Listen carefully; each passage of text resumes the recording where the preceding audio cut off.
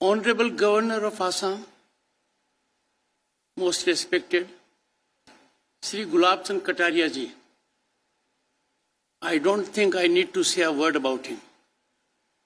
We belong to the same state.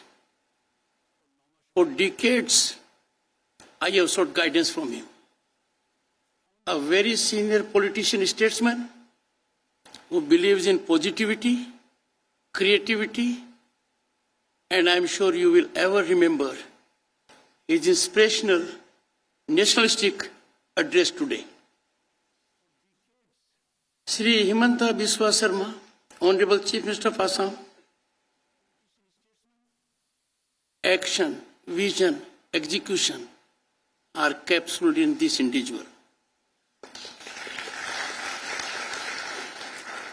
He exemplifies commitment to duty, which is worth emulating.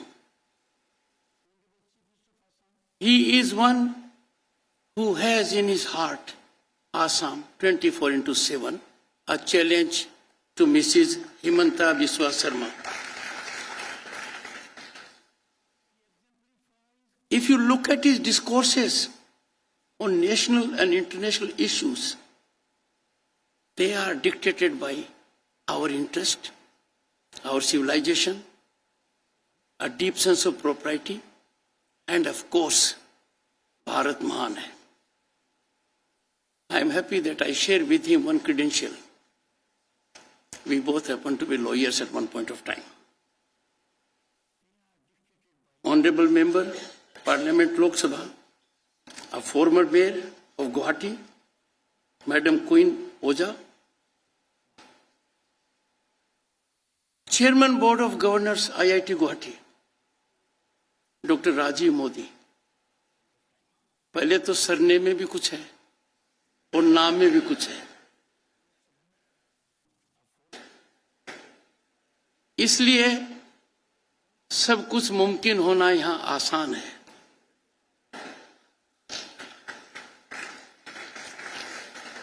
Wherever I have gone in the globe as Vice President of the country, everyone has appreciated India's role as pharmacy of the world. यहाँ आकर पता लगा pharmacy of the world क्यों है. The man is a creator in industry and has academic bent of mind. I am sure the institute is extremely lucky to have a man like him, so qualified, and himself from IIT Bombay has had education of varied nature. I am sure this will take us to great heights when it concerns IIT Guwahati further trajectory. The director IIT Guwahati, let me tell you, I have great weakness for directors of institutes. I have been to IIT Madras, IIM Bangalore. I love to be amongst educational institutions. But these days, directors look like students.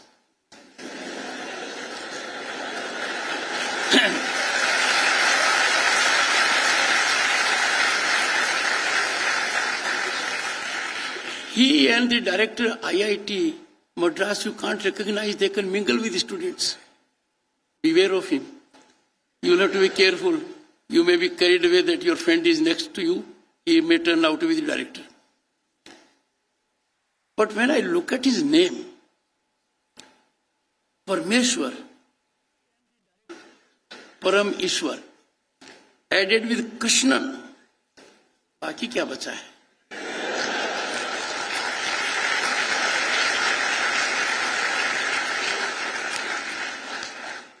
The gentleman who has 10 patents to his name and more than 200 publications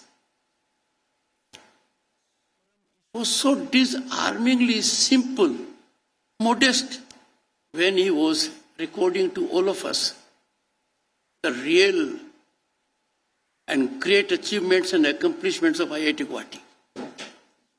My salutations to him.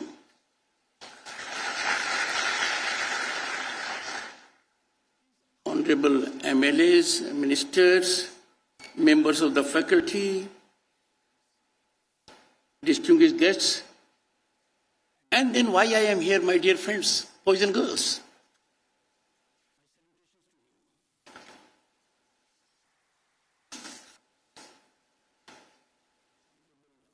I have heard the earlier speakers. I would therefore avoid what they have said, because I can't rise to that level of intellectualism to guide you. You have got good guidance from people who have, to their track record, accomplishments, the Honorable Governor, the Chairman Board of Governors, extremely energetic, erudite Honorable Chief Minister of Assam, and the Director. I would therefore briefly make some reflections. It is absolute delight for me. I will ever cherish this moment. I can tell you, in this hall, looking up and down, I am energized, inspired, and motivated. And I am sure that we are in Amrit Kaal. Some of us would not be here when India attains centenary of its independence in 2047. But I have in this room warriors of Bharat at 2047, and I am extremely optimistic that from Amrit Kaal to 2047, Bharat will be at peak in the world.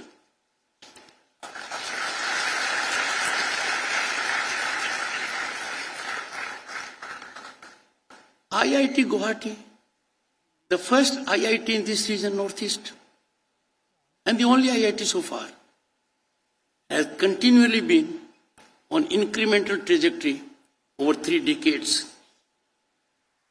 It has earned laurels and recognition nationally and globally, particularly pointed out by the Honorable Governor, Shri Gulab Chand Kataria ji. I have interacted on the dais with the Chairman Board of Governors, Shri Rajiv Modi, and the Director, and have their consent to announce that Indian Council of World Affairs, of which I happen to be the chairman, will have an MOU with IIT Guwahati. And that MOU will give you a window to the world of a different nature. This MOU will be fructified in next 1 month at Guwahati with the visit of Director, Indian Council of World Affairs.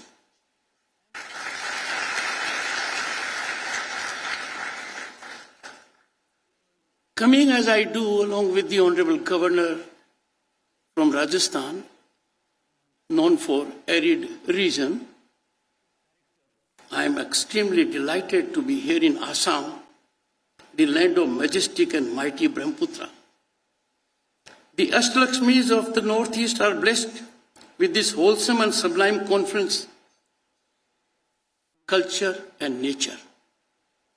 I had the occasion to know more of this region when I was Governor State of West Bengal and was Chairman of Eastern Zone Cultural Center.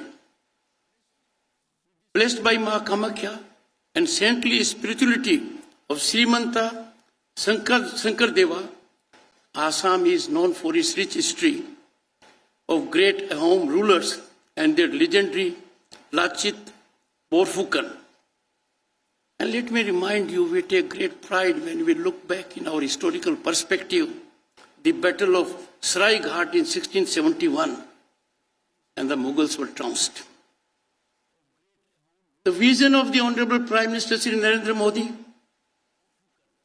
in initiating a great thought, look east, act east, this is bearing rich dividends.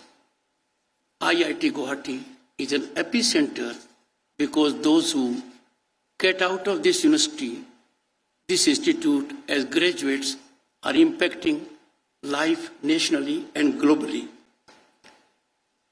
The Northeast recently, and because of the visionary initiatives of the Honorable Prime Minister, is now getting rightful space in the national and historical narrative. My young friends, Convocation is a momentous occasion. It is reward of your painstaking work. It is at this juncture you come to love your teachers who had been very harsh to you. It is at this juncture you learn the sacrifice of your parents. And that is something which has resulted in this day, which you will ever remember in your life. Congratulations to all the degree holders for well-earned and well-recognized recognition. I wouldn't say more, but wherever you will go in the world, the tag IIT Guwahati will make a difference, as in the world now, Indian passport is making impactful difference. You would have seen that. The recent visit of the Honorable Prime Minister to the United States, the impactful results it had, I am sure we never dreamt of it. Artificial intelligence has become America, India. Both are equally impactful. My young friends, the nation has great expectation from you. And rightly so, because you will take and mark and control upsurge of Bharat at 2047. India's phenomenal, unprecedented growth and rise is a defining moment, not only for the nation, it's a defining moment for the entire world. India at the moment is chairman of G20. You would have seen activity all over the country, including in your institute. And what the message are we giving to the world? That is the essence of our civilizational ethos. One earth, one family. Beyond doubt, technology will ensure Bharat being at peak in 2047. Contemporaneous global and national scenario indicates that this century will witness emergence of Bharat as a global economic leader. Series of affirmative steps have been taken, initiatives have been taken, and they have ensured exponential growth of this country in a manner which we friends could never earlier imagine. And I say so because I got into Parliament for the first time more than 30 years ago, in 1989. I know the scenario then, and I know the situation now. It was beyond imagination for us in 1989 thereafter to think our Bharat will be at this level, with this stature in the Committee of Nations all over the globe. No one knows better than the minds before me, boys and girls, that India today is a global destination of investment and opportunity. IMF President, I had the occasion to meet her on 2 occasions. She calls it a bright star in economic world. The rise is reflected by certain indicators. In September 2022, India became 5th largest economy in the world. In the process, we surpassed our erstwhile colonial rulers. Just a decade ago, we were at number 10 or 11, a jump of 5. And I have no doubt, and those who know economics are sure about it, India will be the 3rd largest economy by turn of the decade. The rise of India, friends, is unstoppable. There has been transformational and impactful adoption of technology. We could never imagine in a country of more than 1.3 billion people how swiftly they have adopted technology. In 2022, 1.5 trillion US dollar transactions were digital. India accounted for more than 46% of that. And if I put it to you friends, young friends particularly, digital transactions in 2022, US, UK, France, Germany, take them together, multiply by 4. We are still ahead of them. Could you ever imagine? And mind you, digital transformation is not just technology alone. The human resource has to accept it. This has happened in the village with the farmer, with the workers. That's an achievement and accomplishment. The world is looking at us. Let me tell you something which I shared with world leaders at Phnom Penh, where I was there for ASEAN. India is the only country in the world that has made available to its citizens Covaxin certification digitally. It could not happen even in the West. That is where we are at the moment.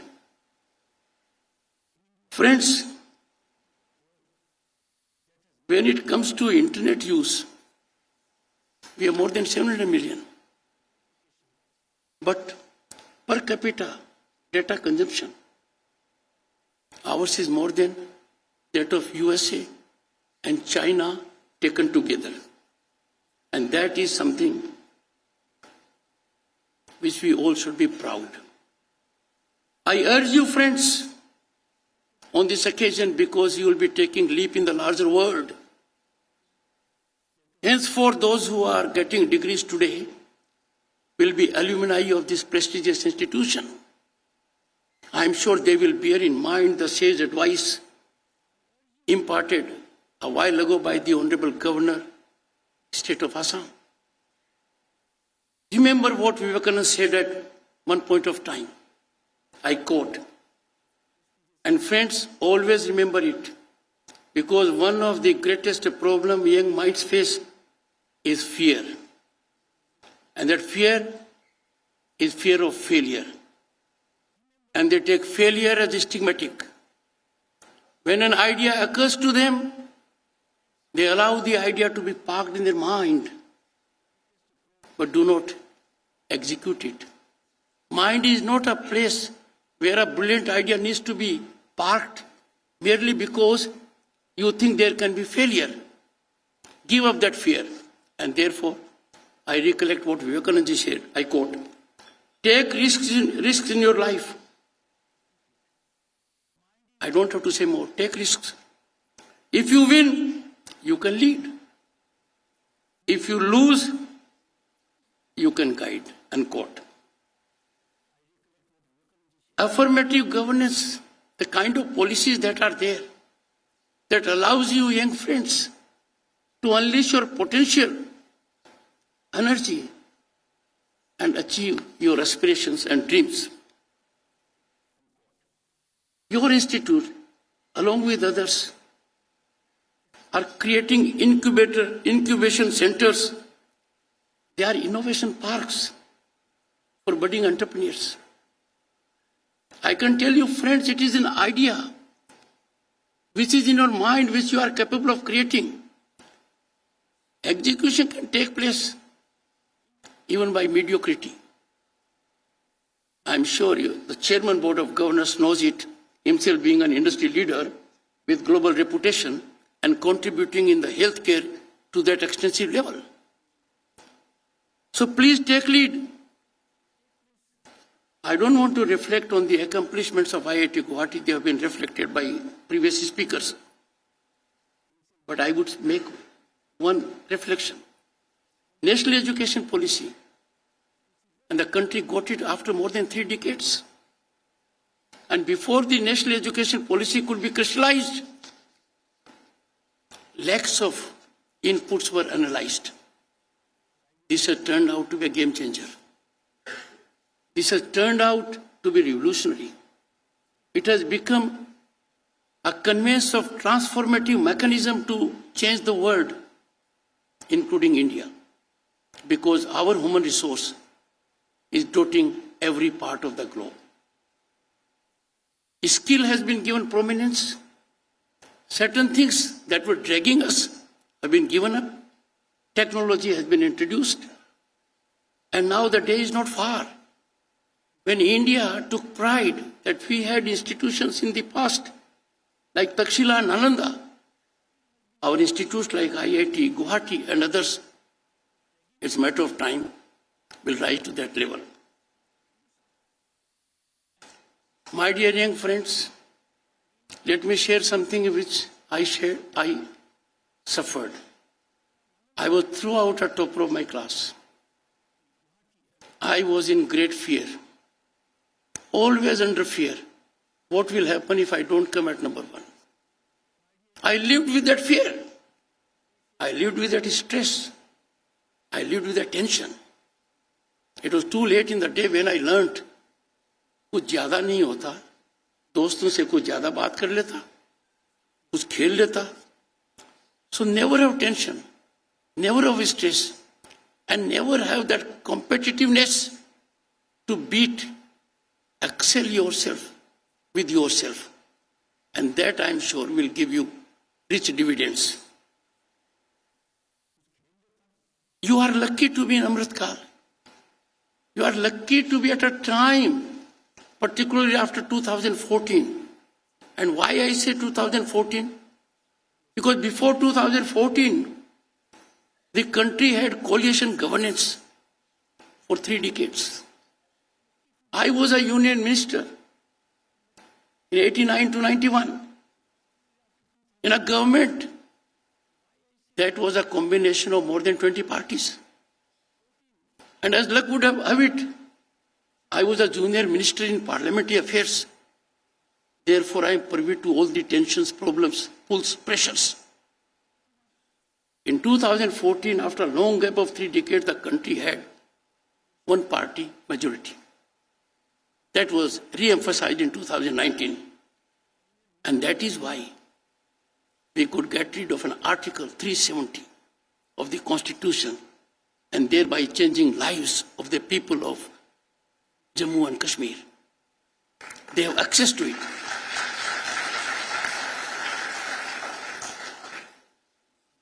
This historic justice, why did it take 7 decades? Article 370 is labeled in the Constitution as a temporary article. I don't think a temporary thing should last that long.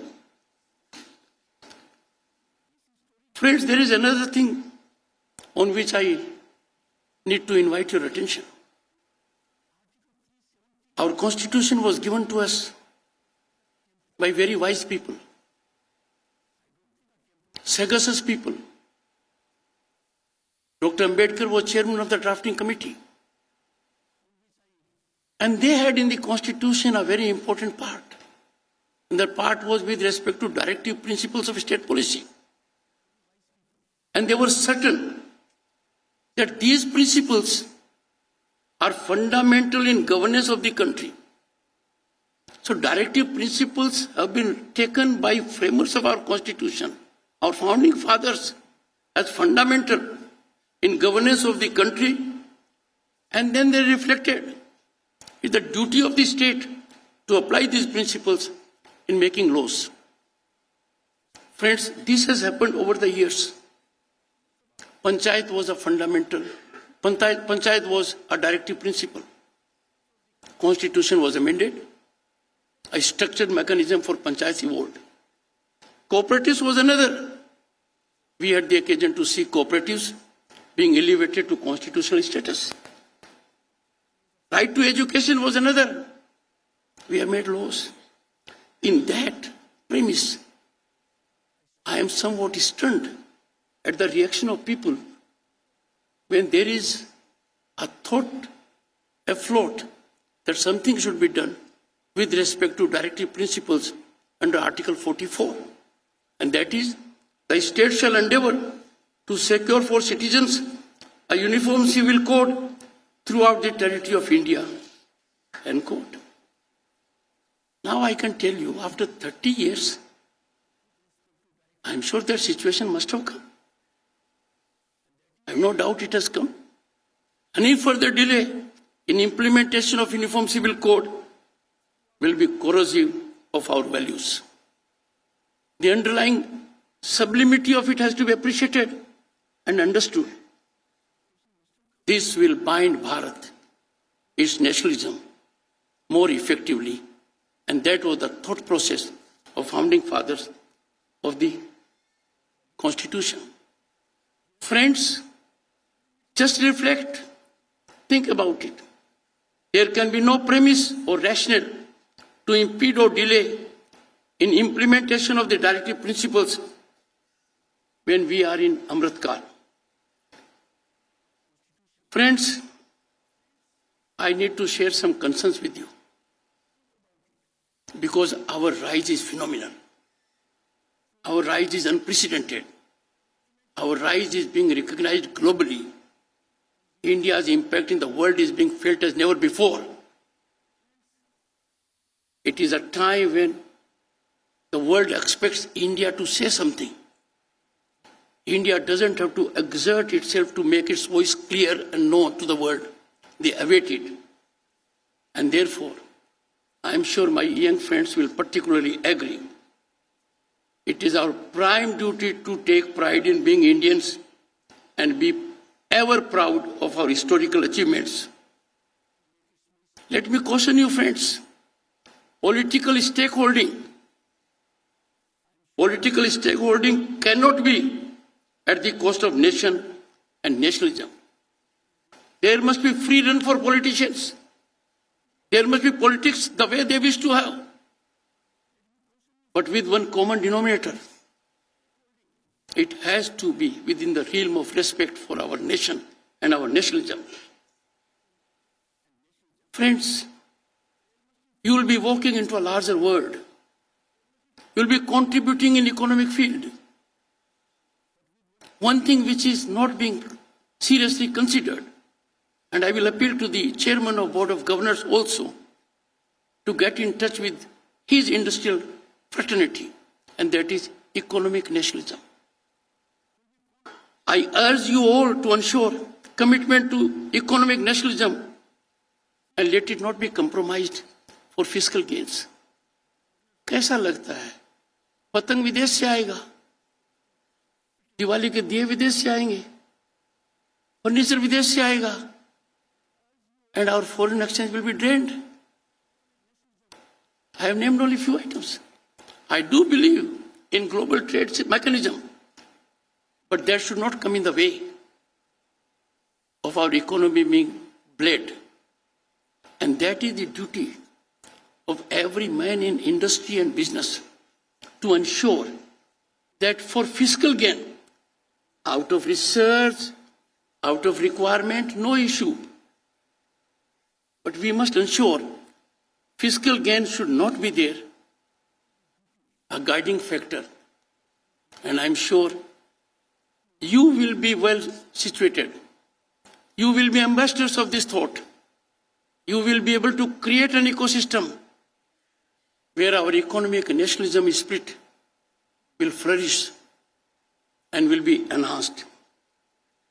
Friends, no foreign entity, and I have no doubt about it, no foreign entity can be allowed to tweak with our sovereignty and reputation. After all, Bharat is 1/6 of humanity. We are home to 1/6 of humanity. Our human resource is impacting global institutions and dotting every part of the globe. We can't be on the back foot when it comes to our sovereignty and reputation. We cannot suffer tent on our flourishing and blossoming democracy and constitutional institutions. Tell me, friends, in which part of the globe you have democracy flourishing at the village level, at the panchayat level, at Jila Parishad level, at state level, at national level, and in the field of cooperatives? And all constitutionally secured, constitutionally ensured.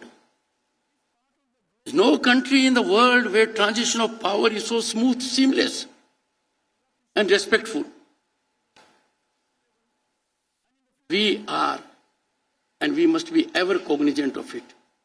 We are the oldest, the largest, most vibrant, and functional democracy. And that is giving stability to global peace and harmony. Friends, and my young friends, you have access to all information. You are fully alive.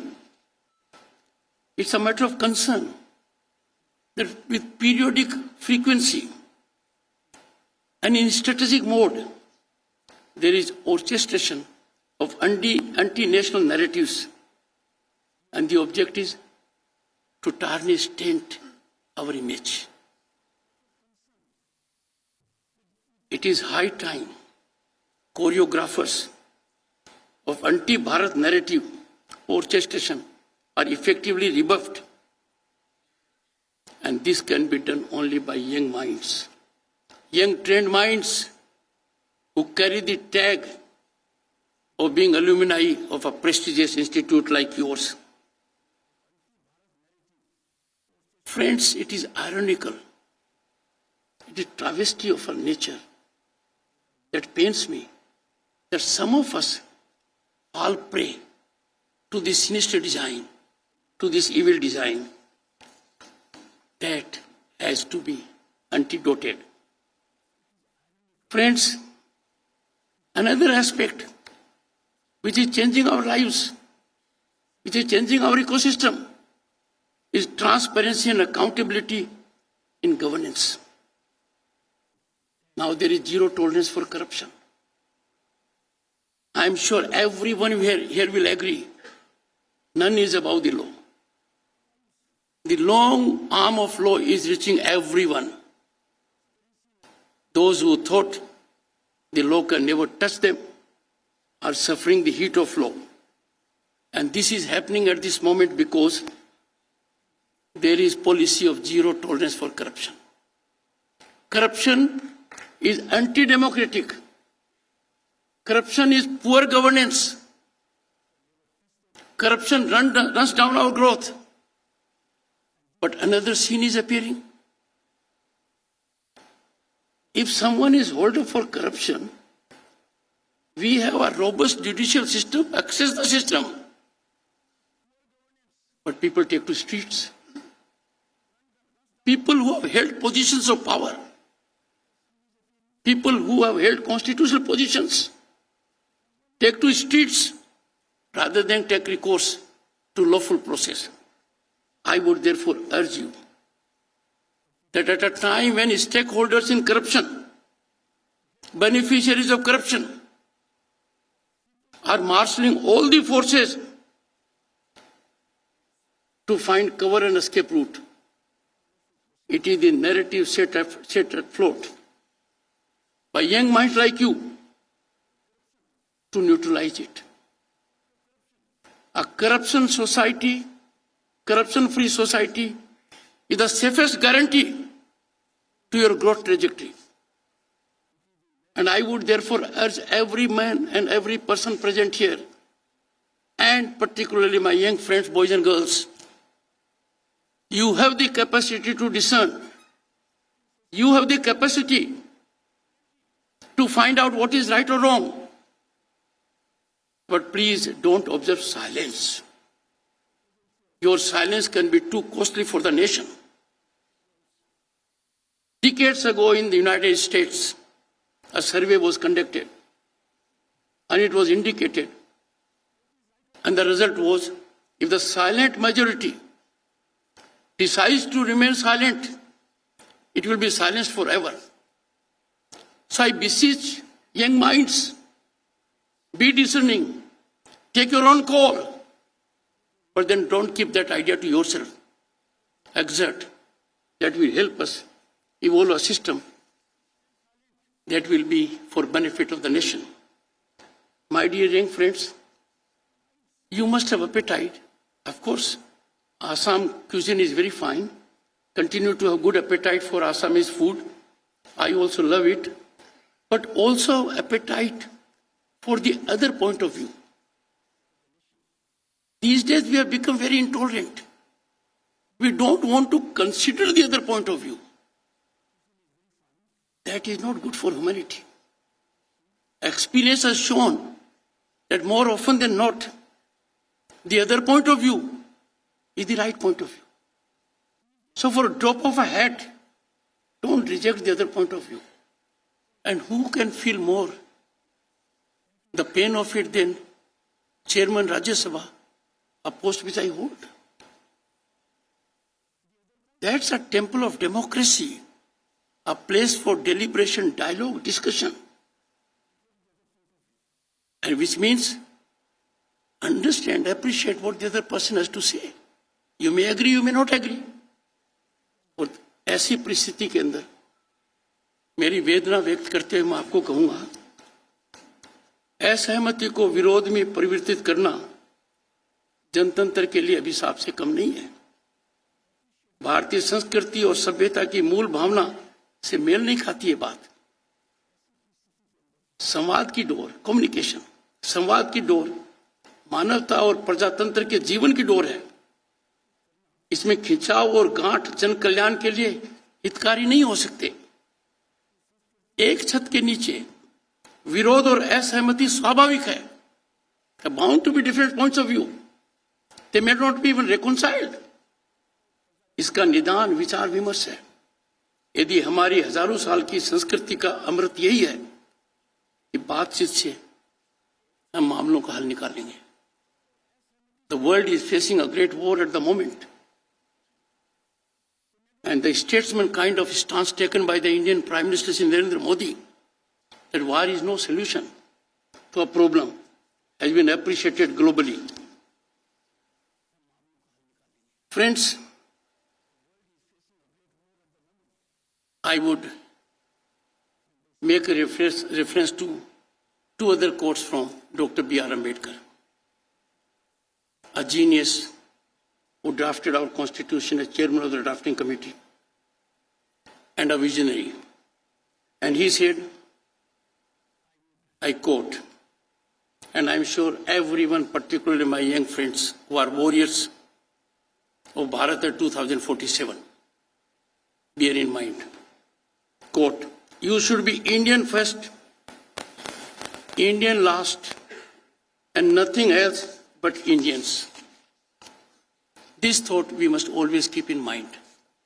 The moment we do it, I am sure our country's rise will be further accelerated.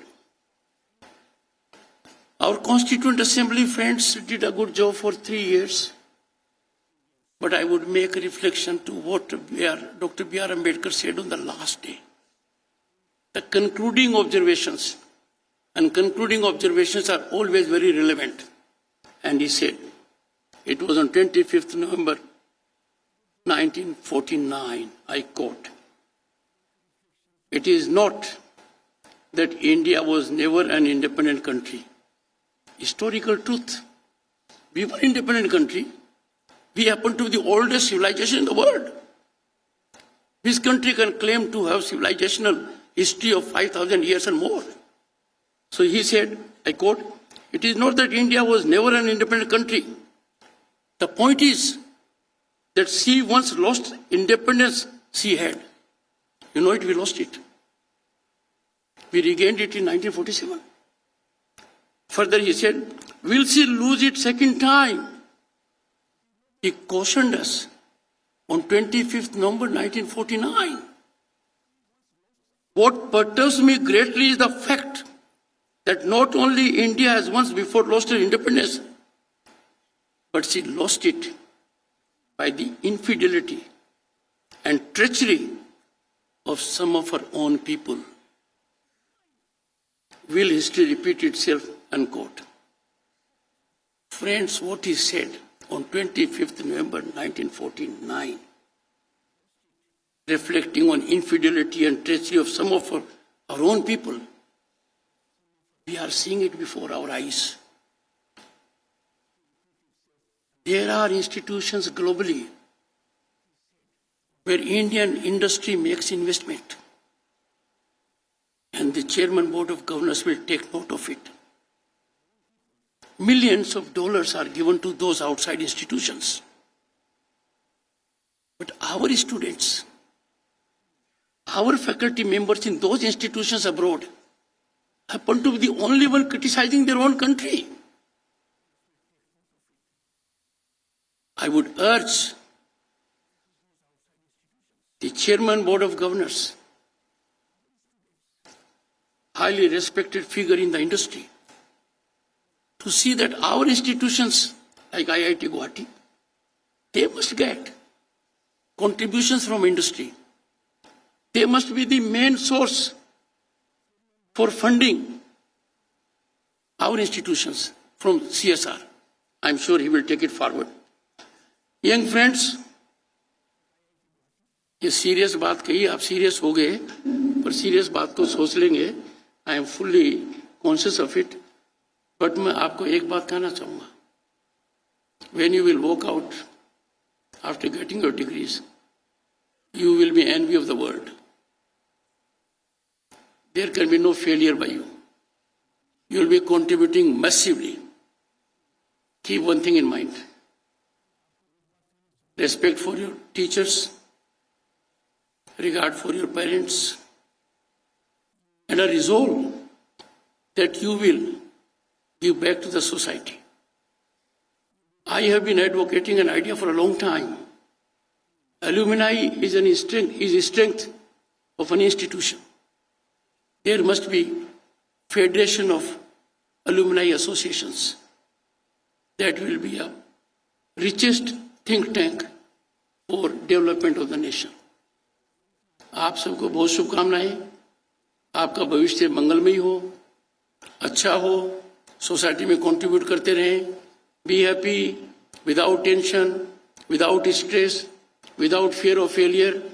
जो भी idea विचार मन में आ जाए उसको translate करने की कोशिश करो. क्या पहली बार आदमी चांद पर गया सक्सेसफुल हुआ? नहीं हुआ. वो सक्सेसफुल कब हुआ? तो 20 जुलाई 1969 को नील आर्मस्ट्रांग ने वहां लैंड किया. उसके पहले भी एफर्ट हुए थे. अपनी कितनी प्रगति इसरो में हो रही है जिसका अंदाजा आपको ज्यादा है. ऐसी परिस्थिति में मैं ये कहूंगा, think out of the box, take a leap, be innovative. और जो हमने ख्याति प्राप्त की है दुनिया में स्टार्टअप्स के अंदर, यूनिकॉर्न्स के अंदर, that is envy of the world. मुझे आने का यहां अवसर मिला, ये मैं मेरा परम भाग्य मानता हूं. यह दिन मुझे सदैव याद रहेगा. मैं इंडिविजुअली आप लोगों को मत जानो चाहिए. Today I carry in my heart a connect with you that I will take to my maker only. Thank you so much.